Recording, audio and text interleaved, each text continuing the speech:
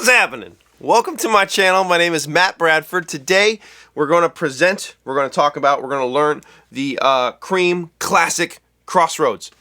Now, the way we learn songs, if you have for lap steel in open D tuning, listening all the stuff. I mean, it does say that on the cover of the video, but in case you didn't know, we're in open D tuning. So, we're going to learn Crossroads in open D tuning on lap steel. The way we learn songs on my channel is we learn the bones of the song, right? We got to find the stuff that we need to play to make sure it sounds like the song. We got to find the stuff that we can't play that we need to fake, and then we need to find the stuff that, like, okay, well, we're just going to do our own thing. I'm going to talk about the main riff. I'm going to talk about that opening solo thing, but I'm not going to break down all of the Clapton solos. I'll talk about that first one. And then we'll talk about the verse and how to play the rhythm stuff. And then at the end, I will present just some more advanced how to solo over this song stuff. It's really just blues in A for the most part. So not for the most part. It's blues in A. The 12 bar is a little bit different than a normal 12 bar. But if you're looking for how to solo over this song, all of my blues lessons will cover that. Blues and A. Okay, so first things first though. If you want the tabs for today's lesson and the charts and the lesson materials and all that stuff, it's available on Patreon. That link is in the description below. I build and sell lap steels and conversion necks for Telecasters, for Stratocasters, for whatever Fender bolt-on you may have. The link to my reverb store is in the description below, or email me. I can give you a way better price than I can if I'm going through a third party and I got to give them a huge cut. I mean, they take a huge cut. I have merch. We've got shirts with the cat guy, right? The bones guy. We've got mugs and hats and all types of stuff. Okay, the link to my merch store, oh my God, is in the description below. And finally, if you're getting something out of this, you don't want to subscribe to anything, you don't want to buy anything, you just want to leave me a tip, QR codes. Leave me a tip. It would be greatly appreciated. All right, so Crossroads. And also the backing tracks will be available on Patreon as well. Let's start with the riff, right?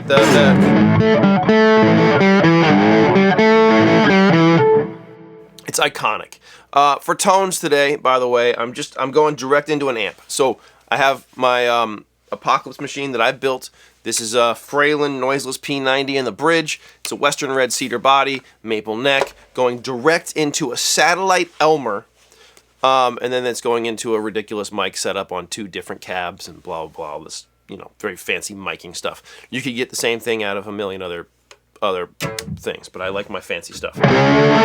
Okay, so that opening riff, right?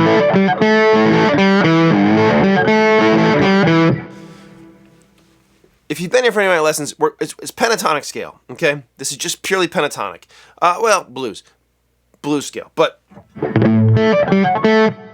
that's the 7th fret, and that's the 1, okay? So if we're looking at this scale on this side, right? This side? Yeah, this side. You can see that if I have my 1s, then I'm going down to my flat 7. Right? And I'm just working around the scale.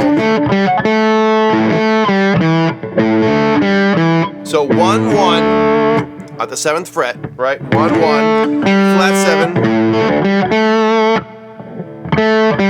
7, 5, 7, 7, 7, 5, 7. That's 1, 1, flat 7, 1.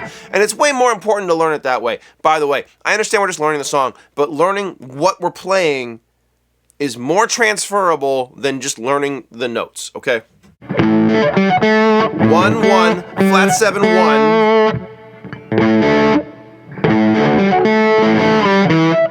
And then we get this really quick, cool 1. 1, 1. So 1, 1, flat 7, 1, and then, okay, thumb, middle finger, and then I'm playing 1, flat 7, 5, okay? That's that last move, right? Now, if I don't add that low note, it's fine, but that's where the sauce is, right?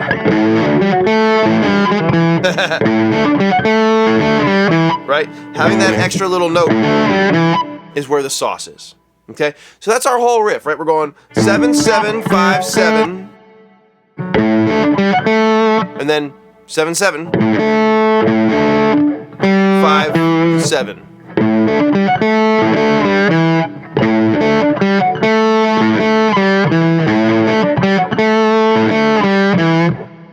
Now, at the beginning of the song, the opening of the song, Clapton then spices it up a little bit. I've notated this as riff plus on the tab, but really it's the same riff, but we're just adding the third and the second of the scale. So instead of just 1 1, now it's 1 and 1 3. I'm just adding the 7th fret, and then the 5th fret, and then the 7th fret, middle 2 strings, right?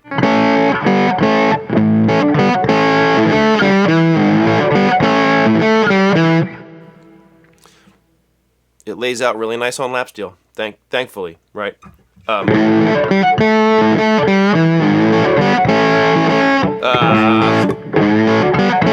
Then the end of the riff is the same.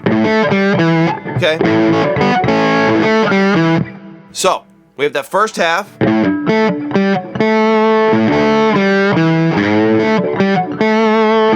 Second half.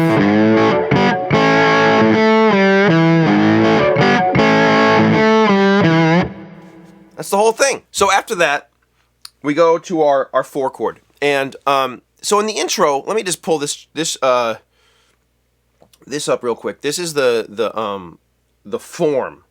And we have 2 forms, really. It's a 12-bar blues, and if you're familiar with 12-bar blues, we have a quick change and we have a normal 12-bar. And so the verse has a normal 12-bar blues where the first 4 bars are all 1. Okay? And then, or not the verse, the riff. And that's also over the solo area. And then the verse part, when he's singing, it has a quick change. So you can see the only difference between these two sections is the second bar is a 4 during the verses, right? When he's singing, I went down to the crossroads. I'm not going to sing here. And then the other thing is this. At the end of a 12-bar blues, normally you have 5 on the turnaround, right? You have the last bar, the 12th bar is a 5. Here, it stays on the 1. That's the only differences between this and a normal 12-bar blues.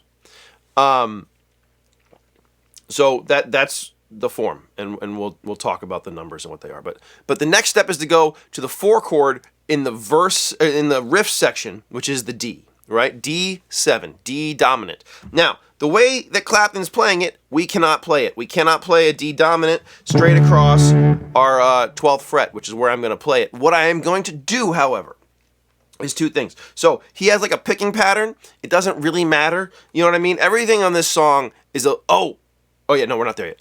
I thought we were at the solo already. Everything here, you know, it was like a LSD fueled like slop fest. Like it's not.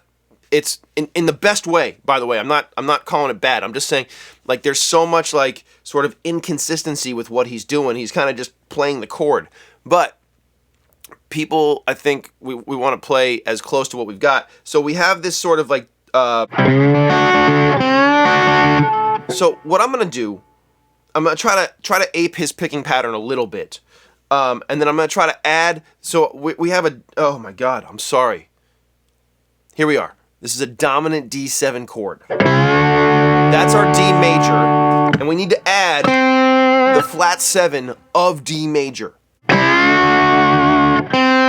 Right? And you can go to my other lessons. There's a whole thing about chord shapes, etc. But so we need this notes, and we also need these 2 notes. We don't need we need one of them. What I'm going to do is this.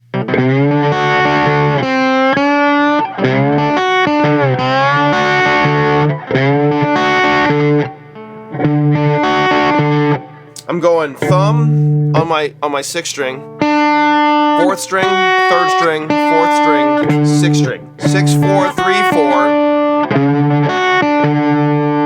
6 6 4 3 4 6, and then 10th fret, which makes that chord dominant. And then, so I'm sliding from 10 to 12, and then the 3rd string, 4th string, 6th string. Okay? The second time, I'm gonna just reverse. I'm gonna reverse just at the first half. Because again, Clapton does a little bit different time the second time he does it. And so we're just mimicking what he's doing. But here's the reality. If you were to play, it's fine. No one's going to be confused as to what's supposed to be happening there. The key, the bone of this song, we don't even need this. All we need is the... That's it. That's all we need. Okay? But D... come on.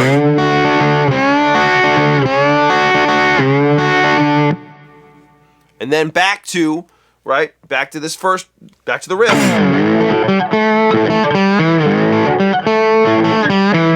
Now, on the E, it's an E dominant. Clapton is playing a power chord. You can easily add the 3rd. It doesn't hurt anything. You could even add the 7, where I'm covering up the bottom 5 strings, and then getting that flat 7 there. But Clapton's playing a power chord, and I'm just playing, I'm just kind of bouncing between my thumb and my first finger. Okay?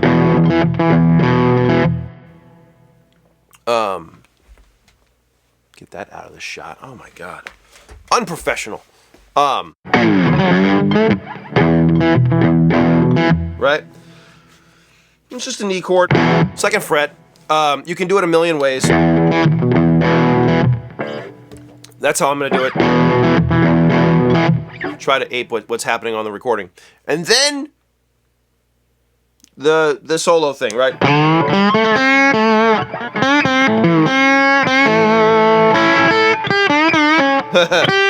I'm doing it slow. Oh my God. Okay. This is really tricky on lap steel, I'm gonna be honest. I spent quite a while learning this. And then learning it was simple. Getting it up to speed was challenging.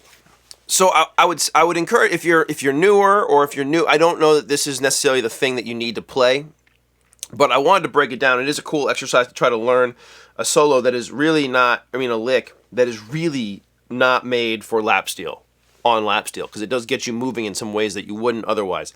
It's a really kind of jerky back and forth thing, which was kind of a Clapton move at that time. It's kind of like jerky pentatonic thing. So let's talk about what it is. So I'm gonna slide up into the 5. Now, okay, this is tabbed out. Okay, so it's tabbed out. If you want to learn, if you want the actual frets, then just join me on Patreon. It's $5 a month. Like, come on. But I'm gonna talk about the theory behind it, because this is much more important to me. Is like, where is it coming from, and then also like seeing how the pentatonic scale is being used, because we're trying to learn how to play solos and things, and this is gonna help, right? So it's the 5 flat 7 1, and he's sliding from the 5 chord up to the 5. You can slide from the 2. It doesn't actually matter. It's just sliding up into the 5. But okay, it's the 5, the flat 7, the 1. Now he's kind of coming off of the flat 3 up to the 3, back to the 1, right? Which we just talked about. I just talked about it in the last video. I don't know if it's Spice Up Your Blues. But basically the 3 and the flat 3 are both in the blues scale. Here's the chart. But I'm not really starting on the flat 3, and I'm not really ending up on the 3. I'm kind of in between, which is really hard to notate, right? I have it notated as I'm sliding up to the 7th fret, but it's not really, I'm not getting all the way up there, right? Okay? So 5, flat 7, 1, and then this kind of greasy 3 back to the 1. That's the first part. Okay, now we're gonna go 4, flat 3, 1. Okay, so 5, flat 7, 1, greasy 3, 1. 4, flat 3, 1. And then greasy 3. And then a quick greasy 3 to the 1. Okay?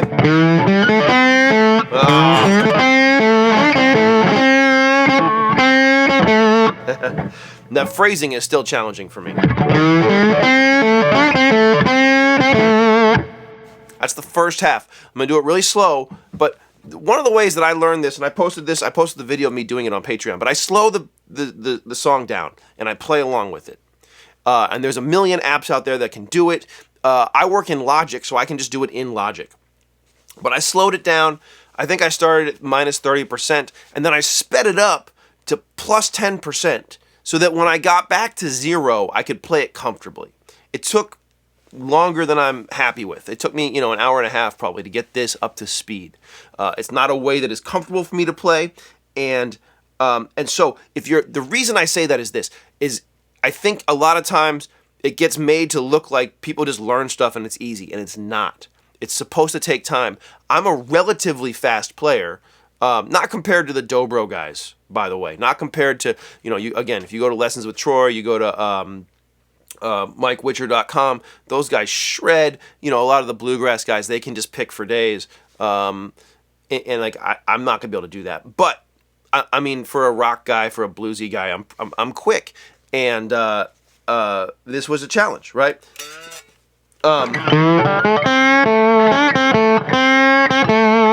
That's your first half, and you just slow it down. You go slow, you do it, you slowly ramp it up until you can get it where you want it. Okay. Now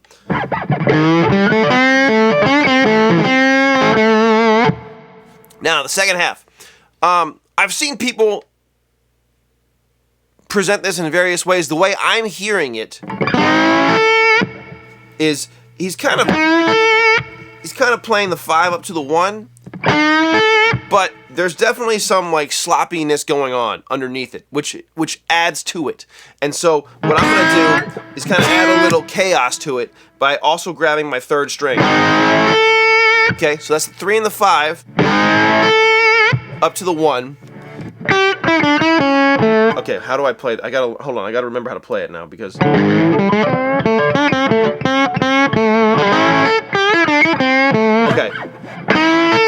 And we're adding that chaos, and then we have this really jerky kind of move.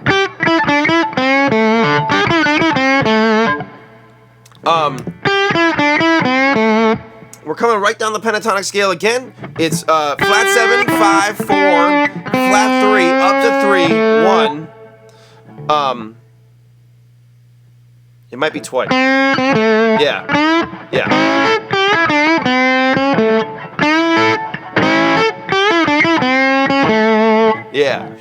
I have to remember how. Okay, let's see. And you can see, right, as I have to keep trying to remember it again. It's not natural for me. This one doesn't feel. Some of the other stuff that we've done feels really natural. This one is challenging for me, and that's okay. If it's challenging for you, that's okay. It means it's taking you out of your comfort zone and you're growing, right? For me, it's taking me out of my comfort zone. So this is something new. Even though it took me a while to learn it, it's like, oh, okay, so this is hopefully adding something to my bag of tricks. We'll see.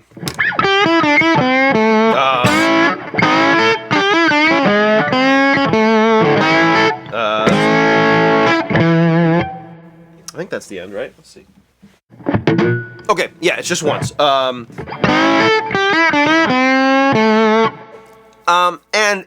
again, it's the same thing where there's a little bit of slop there, where you could add that 4th string. And again, I'm sliding from the 6th fret up to the 7th fret, but I'm not making it all the way there, which is super cool. I just saw. Do you like all my asides? Right? It's not just we don't just learn the song; it's me talking. I just saw Jared James Nichols, who, if you're not familiar with him, he's an amazing guitar player.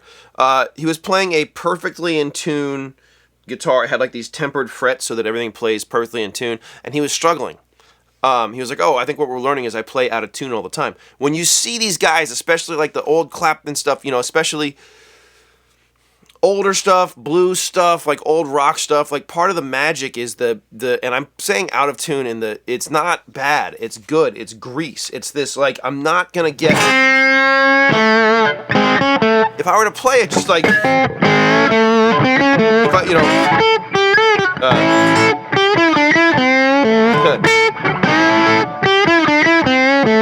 like that doesn't sound, it sounds really, really like pristine, but it's not.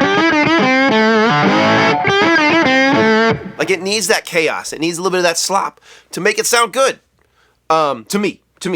So, okay, so I'm sliding up to the 7th fret. I'm sliding up to the 3 and the 5. I'm really just working around the 1-chord pentatonic scale plus, right, the blues scale.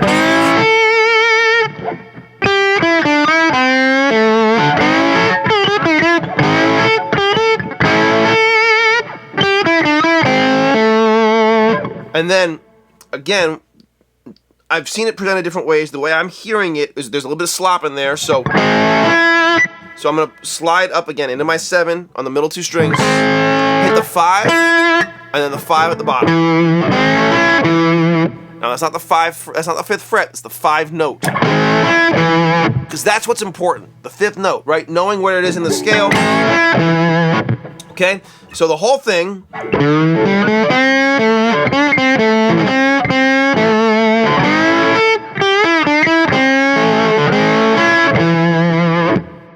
And again, the way he does it, there's like this choppy thing that was so hard for me to get, where it's like a,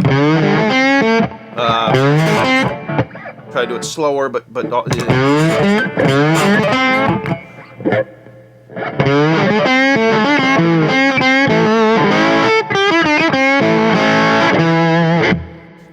that's your whole intro solo thing, okay? And okay, I got the okay thing is rough, but it's part of my vibe, I guess. So that's the whole intro section, 4 bars. This is already going way longer than I had hoped, but it is what it is. Okay. Okay. The verse. Verse is very simple. The verse is, as we can see on the chart, it's very similar to the opening thing. We have this pattern, this blues pattern.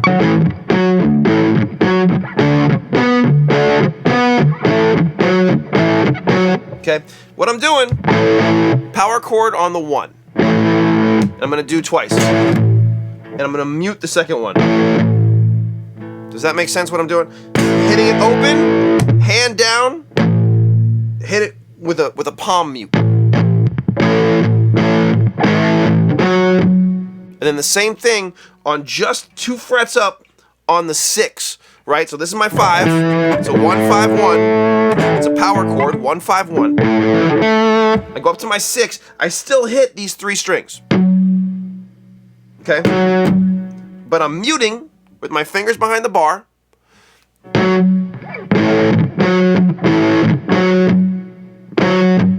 Does that make sense? Okay? So we have our 1 chord. Then we go up to our 4 chord, which is D. Okay, if you're not, but we want to know them as 1-4-5. We don't want to know them as A, D, and E, even though those are the notes. We want to know 1-4-5 because then it becomes transferable to everything.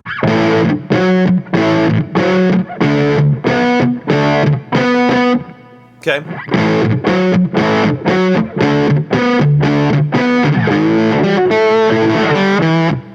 And then we go back. So that first 2 bars is this. Second 2 bars.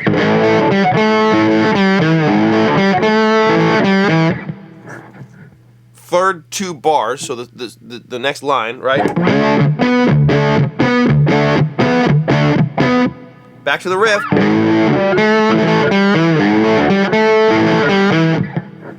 Down to our E. Now, the way Clapton's playing the D is up there because they're not tuning down. But we could do it down here. It's not going to matter. No one cares.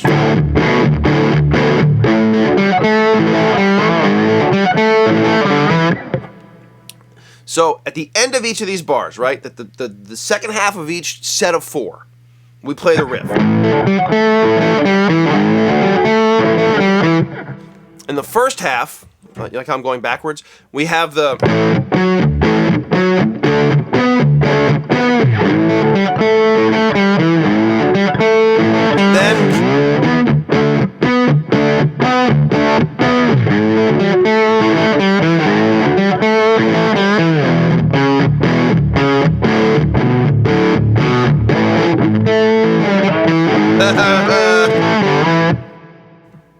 And that's the whole song, okay? So the whole song took 30 minutes of filming.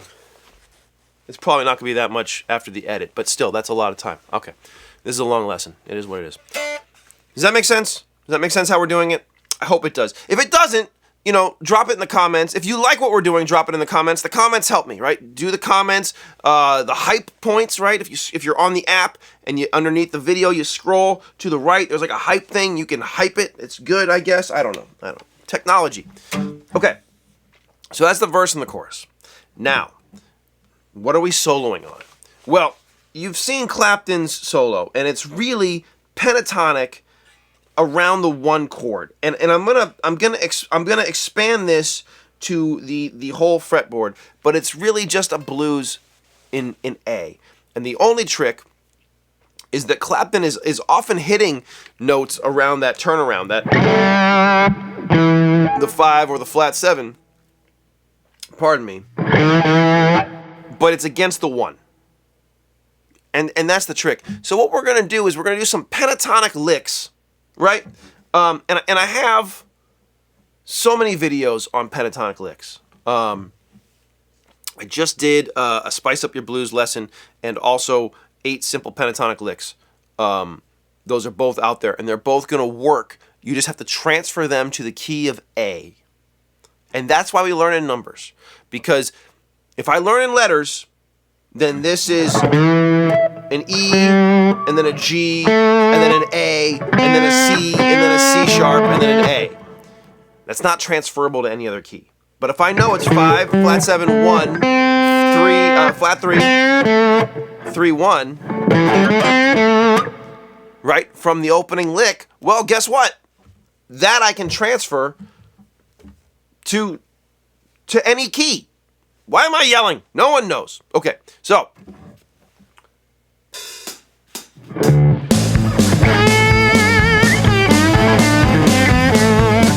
Right, that's just...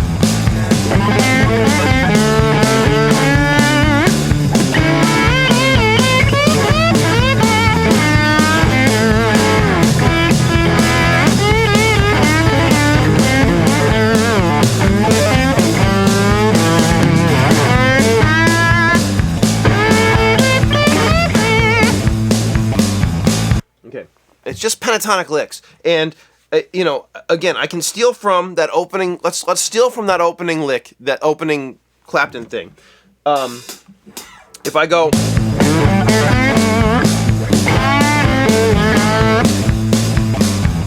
same thing.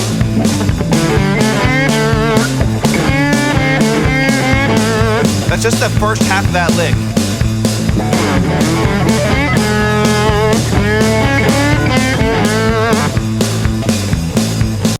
I'm just stealing, I mean, it's literally that first. It's just that over and over again. How are we doing battery-wise? Okay, we're okay. And we can do the same thing with the top lick, right?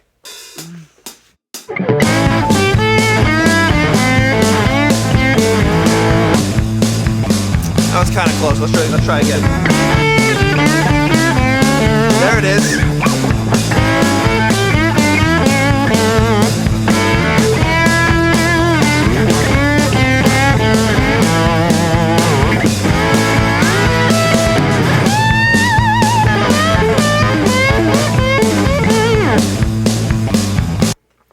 And then I mean, you know, you can see. I mean, that last lick was a total Matt lick and not a Clapton lick, and so all of a sudden I'm much more comfortable and it's a little bit smoother. Now, The Clapton stuff is intentionally jerky.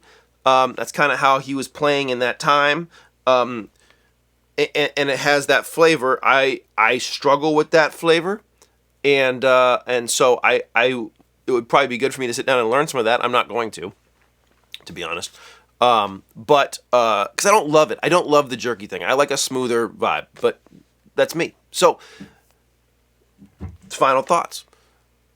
Take what you want from this and leave the rest. Right?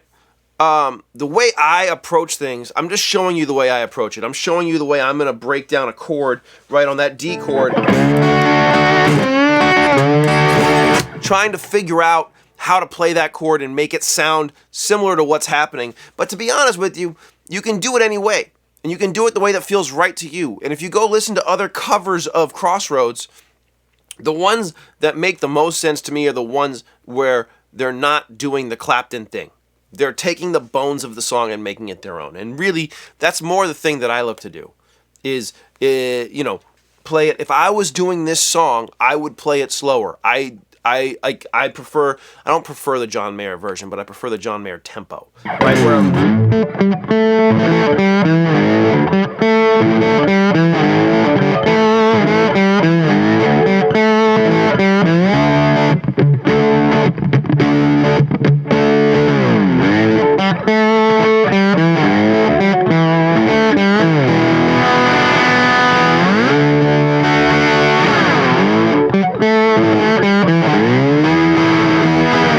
I would do something more like that, or whatever. But that's the point. The point is that, like, it's not about me. It's not about what I want. It's just for you and for what you want. So if you want to play it note for note, awesome. If you want to get the bones of the song, hence Bones Guy, by the way, then do that. But mostly have fun. That's the main key. Hopefully this was an enjoyable lesson for you. And man, thanks for hanging. Thanks for being with me. Thanks for being a part of this. I hope you'll join me on Patreon. We have a great community over there. And all the stuff.